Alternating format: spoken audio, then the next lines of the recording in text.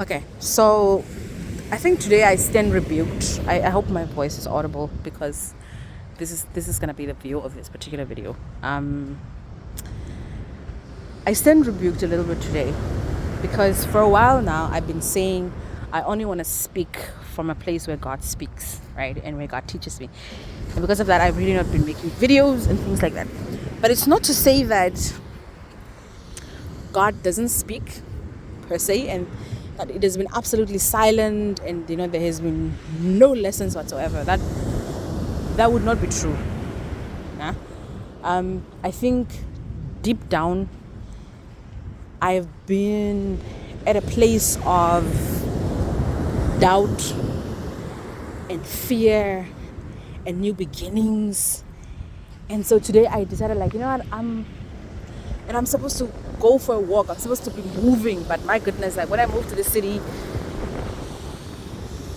everything changed. And I think to a great degree, I didn't admit to the change and how this change actually made me sad, right? Socially, it was sad. I can still speak with my friends, and we can still call each other and things like that. But I think everything changed, and I think I was put in a position of everything that I'm not good at, right? I feel like I'm facing everything that I'm not good at. One, never really been good at relinquishing control, and I'm at a place where I'm in zero control. A lot of times, not like I don't have anything to control, but it's just I'm not, in charge because I'm married now, and I have a person whose responsibility it is to be in charge, whose responsibility it is to lead me. I've always led. Like, I don't remember a time when I was not leading. Even when I was young and my parents would travel, for example, my dad would leave the reins of leadership to me. He would be like, no, make sure everything is in order, people following the rules there at home at curfew. And I had all the siblings. Like, I think I had like four gewees. Two elder brothers, two elder sisters. Like, I had like four elder siblings, right? And I would still be given that reins of make sure everything is in order, right? So leadership is something that has been nurtured, and it's something that has also come easy. And yet I'm in a position that I am not leading, again, because I'm married, right? And the reign of leadership falls on my husband. And that has also not been easy to reconcile with, right? Socially, I'm very great with talking to people and just engaging with people, making people feel comfortable and things like that. But I am now placed in a position where I'm the new person, because as much as it's the same church that we're attending, it's different leadership, it's different community, it's different people. The culture may be the same, but it's a different environment, and now I'm the new person. I remember, I think, was it a Sunday or so ago, I served on one of the ministries, and the person that I was serving with has been serving on the ministry for a while, and she was just doing everything, and I was like, no, I want to do some of the things so that I can also kind of learn, right? And it showed me a part of myself that I never even saw existed, which is being in control, and making people watch and learn. Because sometimes I would do that, when I would be given room to, give someone the reins or teach them a little bit. I'll be like, okay, you know what? Maybe just observe a little bit and stuff like that. And I didn't really help the person to be hands-on. And maybe that's how they felt. Maybe they wanted to be given some rein to do a few things and learn and make mistakes. And that's what I felt like. So I was in a position that I didn't like. I was in a position of being new, of being a learner. And so there's a lot of those things that I wasn't really okay with. And so this morning, when I spoke about, I had to make a video about the mind and thinking about what we actually think about. Thinking about what we think about, and I posted that video, and then, people have been coming and saying, I needed to hear that and whatnot. And I was like, you know what? God is always in a position to teach. And so I thought, I've been dreading going for a walk. I've been dreading leaving my house. I've made my house so comfortable that it has become like a really beautiful safe space, but it has also become a sort of prison for me because I'm not doing the things that I need to do. And so after making that video, I thought to myself, oh my goodness, isn't maybe you also not wanting to go for a walk and exercise, just be out there, also a thought issue? Maybe shouldn't you also tackle it as a thought? And then so I was like, you know what, maybe I should think that I should do this. And so I put on my shoes, and I came out. And as I was having that thought and getting dressed for the walk, God rebuked me and taught me that I've always been placed by God in a position to teach, right? And so that's why in the 5 gifts of prophecy and preaching and all of those things, I always think of myself as a teacher. And so God was like really rebuking and saying like, you are not teaching because somehow you want to be at the end of this journey so that you can feel about and teach from a place of testimony. But he told me, where did Job teach from? So when we look at after it's been so beautiful, guys, I think what I saw is I'm just gonna assume it's a dolphin, because I'm not gonna be thinking that there's sharks out here. But I saw like a dolphin like once or twice, and I was like, oh my god, that looks so awesome. But anyways, let me come back. So God was teaching me, and then he brought the book of Job for me, right? And God told me like, when we study the book of Job, 99, I'm gonna say 0.9% of the book of Job is about Job's suffering and Job's lamentations and Job's rebuttal about why he shouldn't suffer, right? About what the cost of this is, about his abandonment. 99.9%. We hear about Job's good things practically in the beginning. What is that? Is it a seal? Oh, that is so pretty. Oh my goodness, do you guys see that?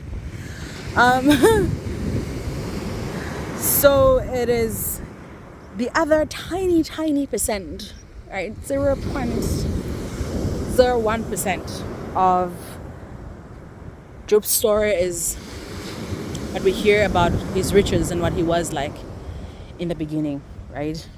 And who he was and how many children he had and his success.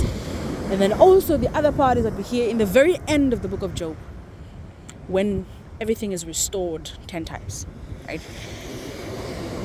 Everything. But the gloom and doom of Job's story in scripture that is written is on the suffering. And so God was like telling me, even in the midst of Job's suffering, I still teach. Because when you study the book of Job, when you are querying about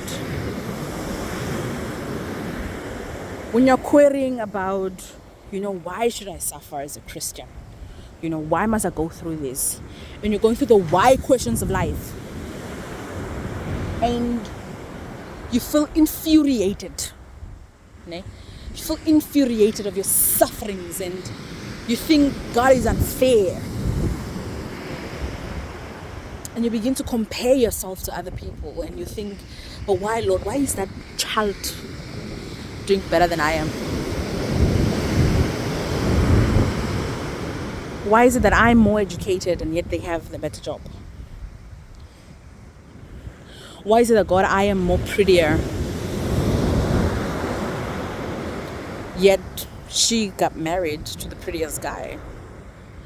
You get what I'm saying?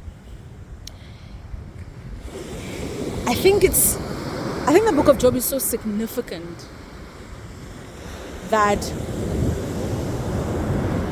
God doesn't hide that the Christian work and our journey comes with suffering. He hasn't hidden that. It's not like, oh God, you lied to me. I thought everything was gonna. No, he hasn't. Even Jesus Christ tells his disciples that you'll face persecution.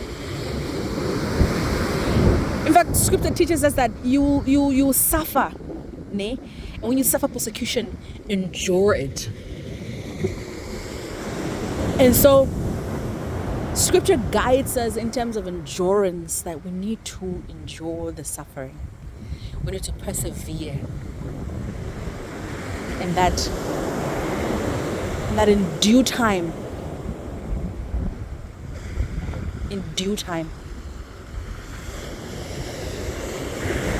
God. And so that was my rebuke, that God's like saying, so you are telling me that, Asante, in the midst of your doubts and in the midst of your sufferings, that you are unable to teach. And so here we are, right? Here we are. And I need to protect people's faces because I don't want to put people in my videos. But anyways, here we are. And I think I'm admitting that it's not been a really great time for me. I always thought I would leave this country. That's why I always thought I would marry a foreigner, probably. I always thought I would live outside of Namibia for a while, maybe eventually before I come back or make a home outside. Have two homes here and on the other side of the world, and spend, summers on one end and, winters, somewhere else. And that will require a move. It will require a change. And yet, I am struggling with just change in my own country. I've met somebody once who said, like, they would love, it is their dream to live in Swakopmund. Like I want to live in the coast. Like, it's just, I love the city and everything. And I look at the city and I'm like, I don't like this city. Will I fall in love with it? Maybe I will. I have pretty much adjusted to the weather a little bit. That's why I am out here with my legs for going for work. If I was coming in from Vincent, this would have felt really cold to me. But I'm adjusting to small things. But I didn't want to share my story of adjusting. I think I like winning. I like the end of the testimony where I'm like, you know what?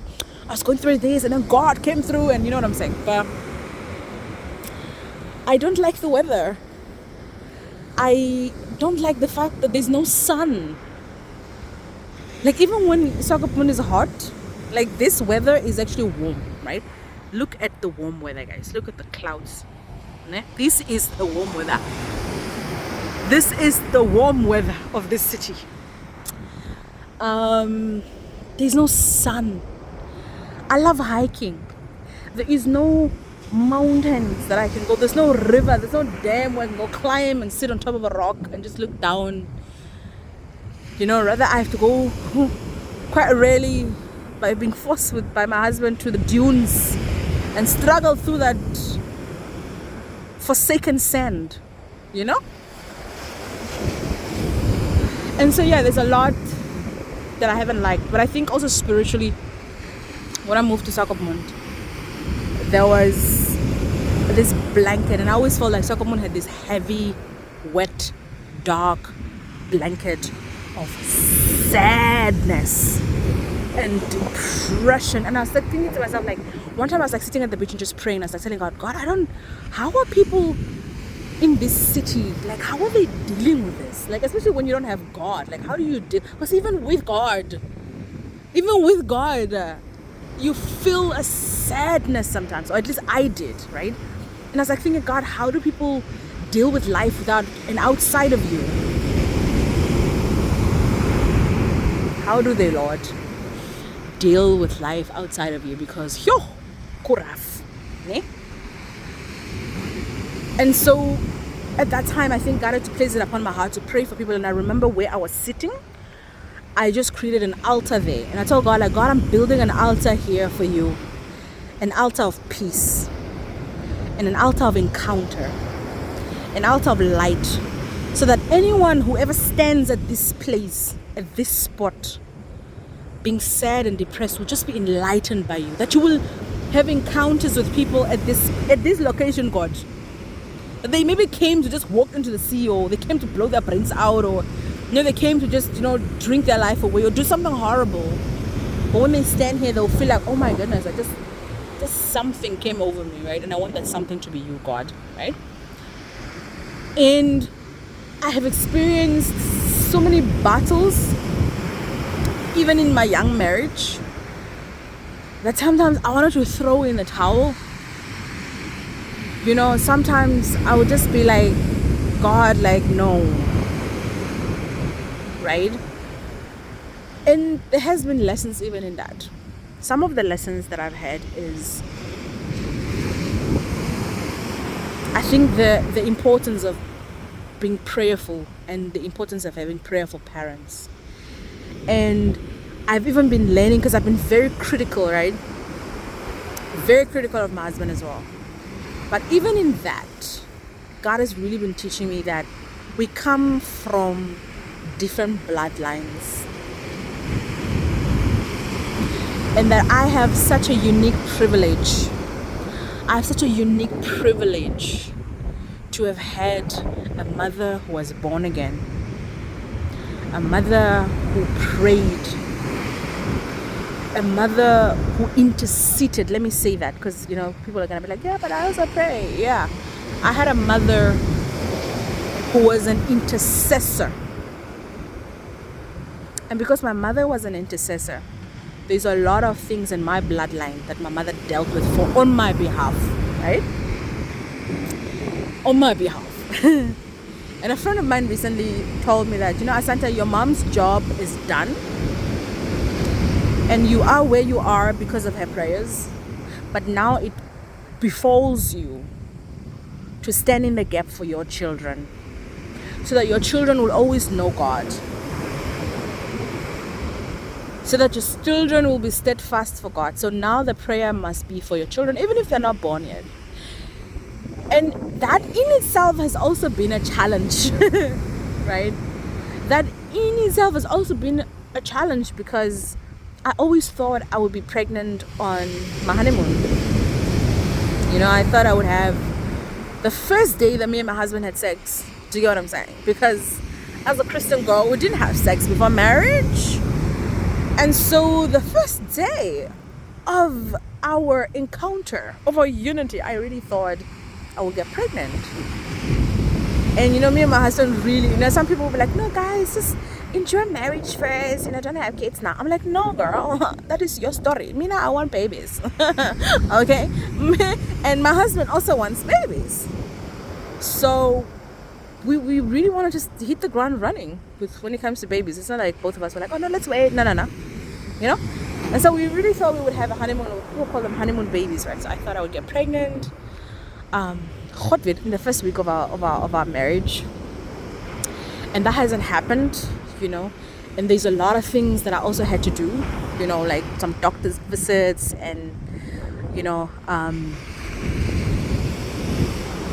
a lot of things health-wise that I had to do, including going for this I want to call it unnecessary, but I don't want to call it unnecessary because it is necessary. I need to have a different mind shift about movement and exercise and health. But yeah, so there's a lot of things that needed to change health-wise, and I beat myself up about it. And I was so super critical of myself, and I was just so hard on myself, and there's been a lot of crying, and in the sense of wanting to get babies, and seeing other people announce, their, because most women, announce, their bellies, and, they have this posting their bellies and things only after their babies are born, right? So, which is wise. But, seeing some of those things recently of women announcing, their birth and showing us their baby bumps and photo shoots has really been breaking my heart for myself, right? Because at this point, I wanted to already have my honeymoon baby and my baby bump. And so that's been a journey as well. And in regards to that, I remember God's lesson, because I really shouldn't say that God hasn't been teaching me. That's ridiculous. But God's lesson in that for me has been, you don't know, hey? A lot of times we don't know also the battles that people experience in their own pregnancies. A lot of times when people have given birth to a healthy baby, we think, oh wow, Lord, why am I not, having a baby? But you don't understand that they may have had pregnancy scares, that they may have lost babies, that they may have had miscarriages. You don't know really that they may have had, fallopian tube ruptures and lost the fallopian tube. You don't know the health issues that they had to battle until they got their miracle babies. You don't know the lamentations that they had to cry and weep like Hannah and petition God before they got their babies. And so it is not fair. So God was teaching me that it's not fair to look at this woman and their new babies and be sad because you don't know how long it took them to get to their miracle and their answered prayer. And then I also read something, and this is something that we always tell ourselves, like, sometimes we want what people have, but we don't understand that the battle that they had to face, and that if that battle was given to us, we may never have even survived it. And same thing, right? God was teaching in those same lines. But we all have our own journeys. Finally, I think I'm seeing a sun. Let me show you. You see it? As blurry it is in the clouds, but yeah.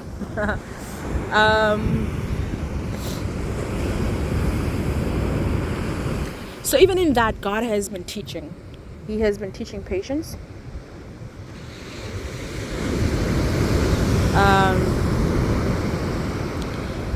He has been teaching patience. I remember the other day my husband was telling me something. You need to stop being so critical of yourself. I told someone that I love winning, and not being pregnant right now doesn't feel like a win for me. And so they're like, sometimes it's okay. Like, making mistakes is not such a bad thing, right? Not that it was a mistake, but it was in a context. So they're like saying, like, maybe it's grace, right? Maybe it's grace to get in a healthier shape so that you can have a healthier pregnancy. And so, man, like I'm saying, I stand rebuked, and I love the fact that I'm being rebuked through the book of Job. And so whoever needs to hear this, really, whoever needs to hear this, I will say this, that God doesn't change because we're impatient. God doesn't change because we're heartbroken. His will for our lives doesn't change. If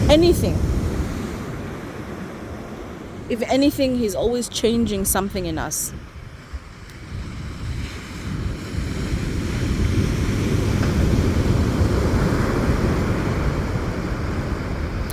He's changing our resolve. He's changing our faith. He's building our muscles. He is changing our ability to endure. He's changing the lies that we've believed. And I'd like to say that the Christian walk, yes, is not always easy. And it's also not always very ideal. It doesn't feel very ideal. And you go through struggles. Even when you're married. And even when you're single.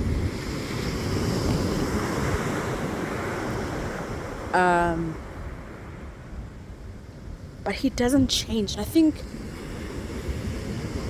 that's the comfort that we should get.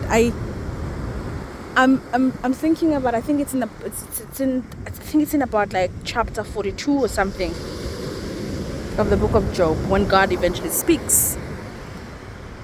And when he speaks, he doesn't answer Job's questions. It's not like, okay, cool, this is what you did and this is what you didn't do.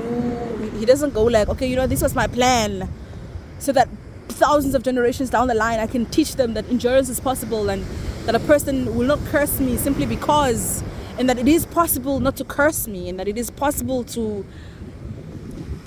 still have faith in me even when you're questioning my plans and my purpose. Like, it's possible to remain in me. God doesn't answer Job that. If anything, he asks Job questions about who he is as God. In fact, he asked Job, were you there at the beginning? When I formed the heavens and the earth, were you there? Will you tell me where, the clouds and the waters go to rest, and where the snow is hidden? Will you tell me, were you there?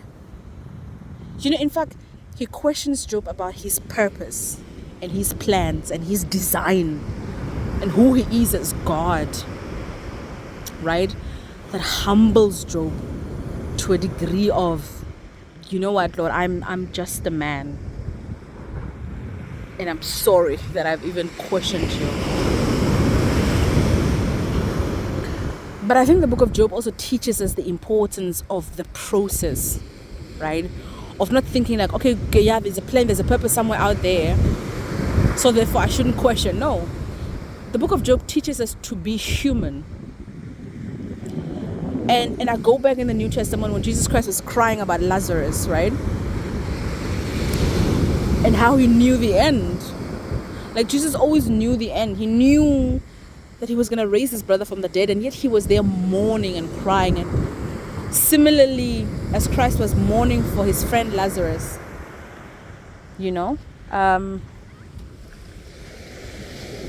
as much as he was mourning for his friend Lazarus, and similarly in Job, the process of questioning God and questioning and cursing the day he was born, and just going through the emotions. I think these stories teaches us about being human, and that God understands humanity, and that God is patient.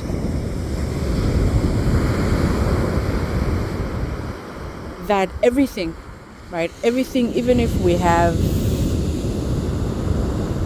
our own plans and whatnot,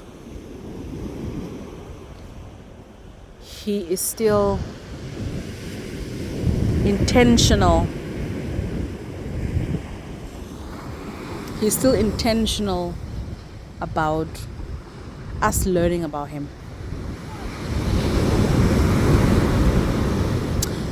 That through the processes and through the pains, God unlocking a door of knowledge.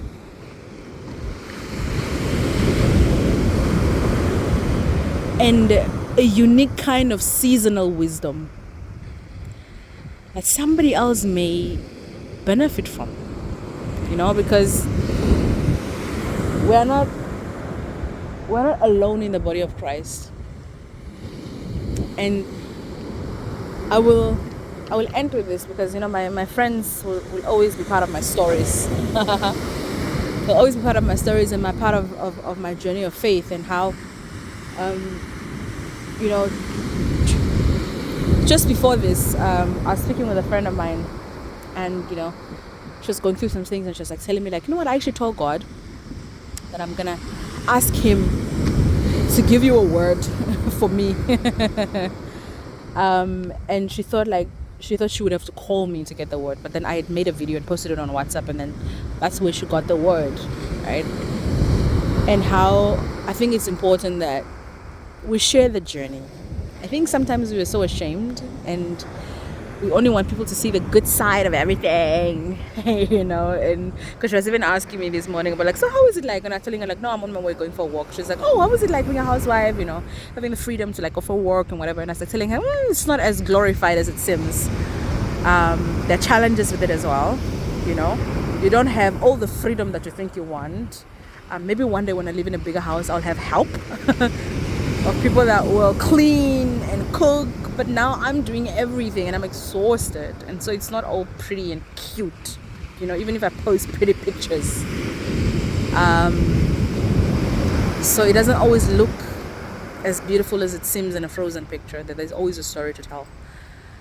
And I think we need to normalize sharing like Job, the suffering, right?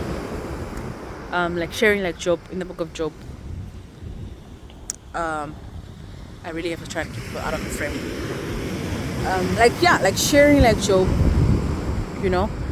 the suffering and the journey and the questioning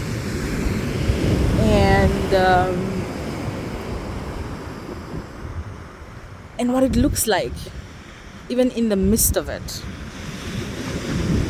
Because I think a lot of times people, especially people who are still young in the faith, really, really struggle with their faith because they think it's supposed to be just good.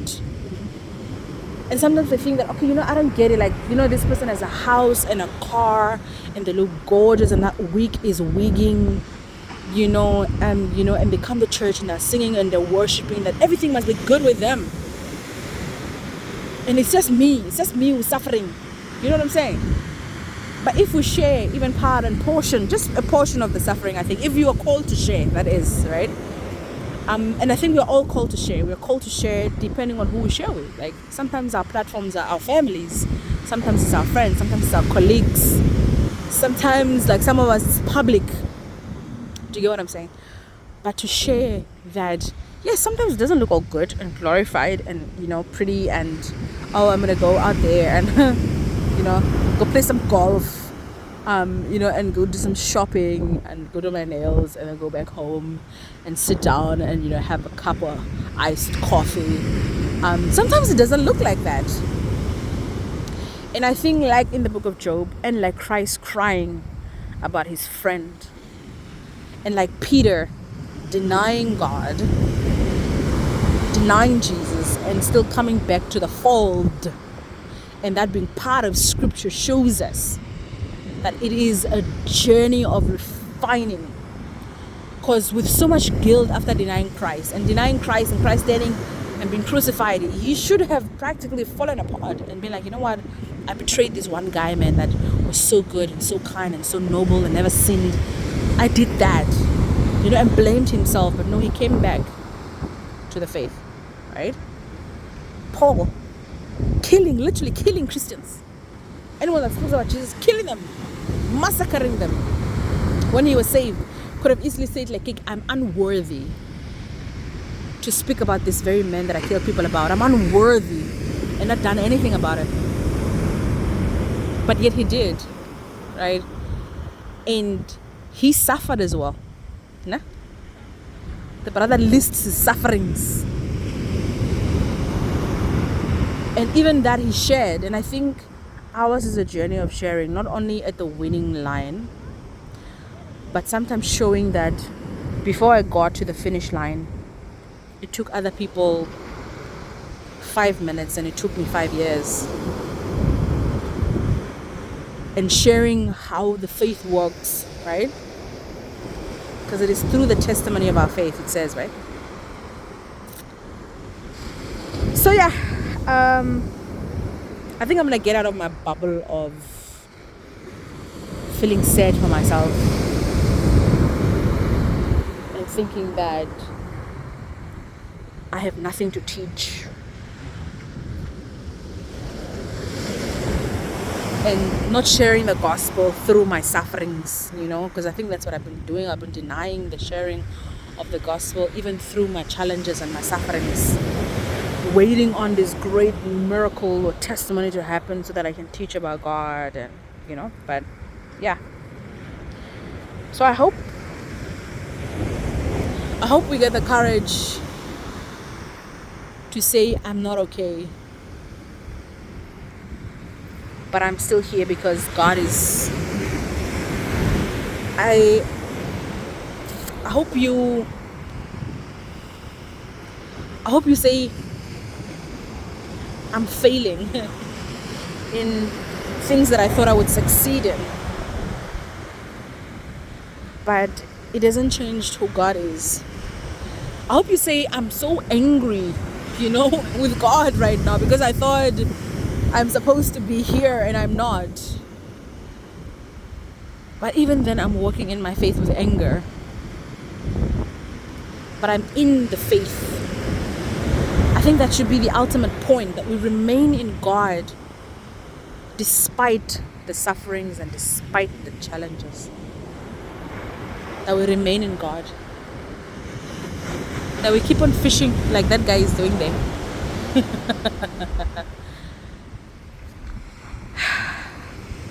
Because we are, at the end of the day, fishers of men, yeah? So, I was actually thinking, oh my goodness, what did my cards go? Oh yeah.